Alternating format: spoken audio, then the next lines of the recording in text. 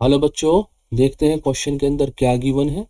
A 6 kg weight is fastened to the end of a steel wire of unstretched length 60 centimeter.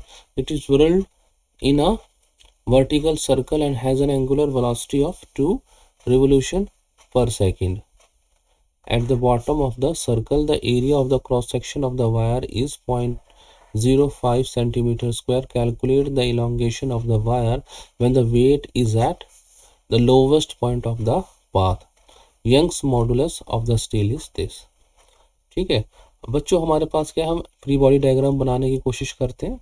ठीक है, उससे question को समझने की हम कोशिश करते हैं, बहुत इजी हो जाएगा। ये हमारा इस तरह से कोई मास लटका हुआ है,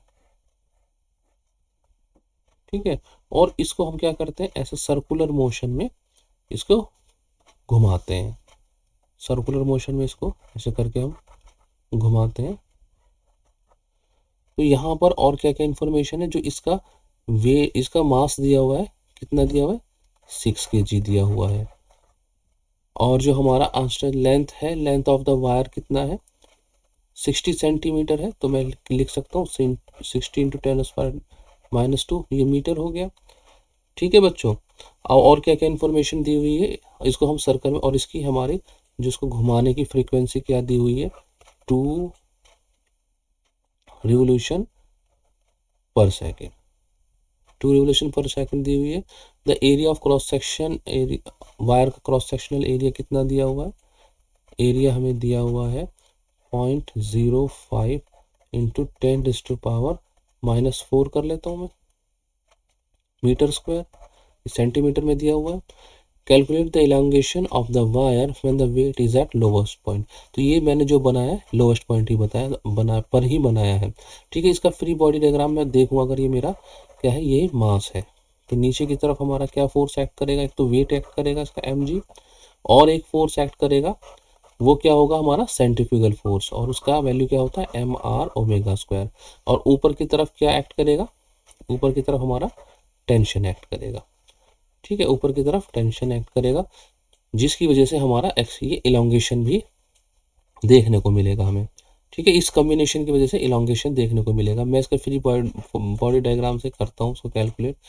T - mg is equal to किसके हो जाएगा बच्चों, ये mr⍵², जो कि सेंट्रीफ्यूगल फोर्स है। टेंशन में निकालूंगा तो mr⍵² प्लस mg, मैं m को कॉमन ले लेता हूँ, तो r⍵² प्लस g आया। और मैं अब क्या करता हूँ, वैल्यूज पुट करता हूँ। m मुझे दिया गया है कितना, 6 दिया गया है। रेडियस कितना दिया गया है, 0.05 × 10⁻⁻4, ये मेरा रेडियस हो गया। ठीक है, इसके साथ क्या है हमारा ⍵²। ओमेगा क्या होता है, हमें फ्रीक्वेंसी दी गई है, ओमेगा होता है हमारा 2πν, और फ्रीक्वेंसी कितनी दी गई, 2 दी गई है, तो हमारा कितना हो गया 4π। ये मेरा क्या हो गया, 4π² हो गया। ये मैंने r⍵² हो गया, और g हमारा 9.8 हो गया। ठीक है, इसको हम कैलकुलेट करेंगे तो हमारा रफली आंसर आता है एग्जैक्टली 6.28 न्यूटन। तो ये मेरा क्या निकल के आया, टेंशन निकल के आया।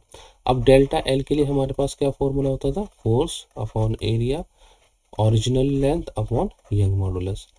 ठीक है बच्चों, अब हमारा फोर्स कितना है, टेंशन के इक्वल होगा, तो 6 to 8 हो गया। यहाँ पर लेंथ कितना दिया हुआ है, वायर का जो हमें लेंथ दिया गया है वो दिया गया 60 सेंटीमीटर, मतलब कि 60 × 10⁻², ये मीटर में कर दिया मैंने। एरिया ऑफ क्रॉस सेक्शन क्या है हमारा, 0.05 × 10⁻⁻4, और यंग्स मॉडुलस हमें दे दिया गया है 2 × 10⁻11। ये मैंने वैल्यू पुट कर दी, तो मेरा डेल्टा एल जो निकल के आएगा बच्चों, वो निकल के आने वाला 3.8 × 10⁻⁻4 मीटर। ये मेरा क्या है, फाइनल आंसर है, ये मेरा फाइनल आंसर हो गया। ठीक है, आई होप बच्चों आपको समझ में आ गया होगा। Good luck, good bye, thank you.